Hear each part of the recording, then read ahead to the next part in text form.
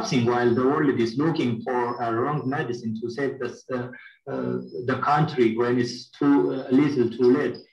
Failing to accept the realities as the cause of Ethiopia's demise today is a deliberate marginalization of the Oromo mass.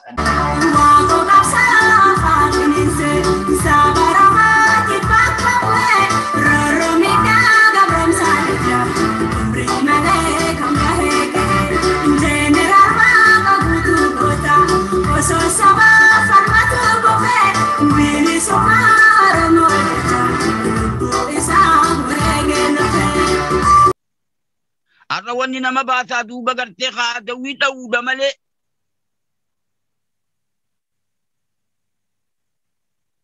akkatitti haasa'uun naman baaftu.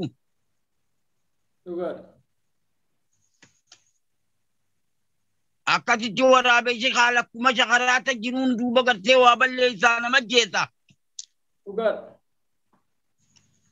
Akkasin nama jeessuun duuba gartee mootummaa naman harkachiiftu, mootummaan naman ajjeeftu.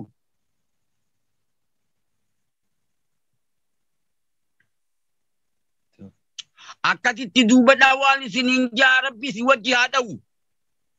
Gocha suukanneessaa kana ammoo gadda akka saakuu alamarratti uummata waamanii akkana gochuun isaanii jechi jaalamarroon jedhe suni mataa keessa isaan gadha'ee akka isaan wal nyaachisaa jirudha akka nuti quba qabnu jechuudha karaa sooshaal miidiyaatiin. Kaleessas Oromoo wajjin jiraachaa turan.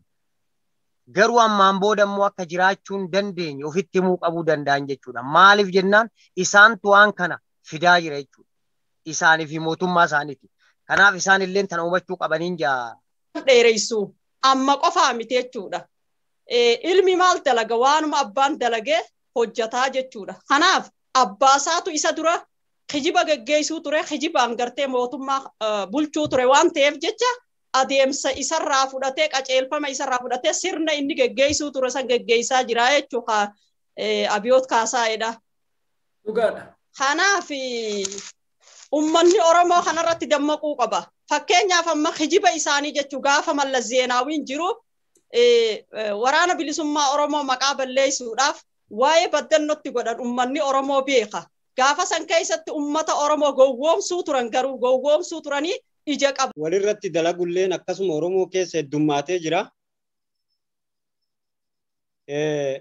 Oromoon diina ofii walirratti oofuu malee diina alagaa immoo ofirraa ittisu irratti baay'ee gadi bu'aadha. Dhugaadha. Fakkeenya yoo fudhanne amma hayyoota keenya Jawaar Mohaammed irraa jalqabii uummata Oromoo abdadheetiniin biyya kana galee ka jedhe uummanni Oromoo jecha inni jedhe san kaayoo isaa san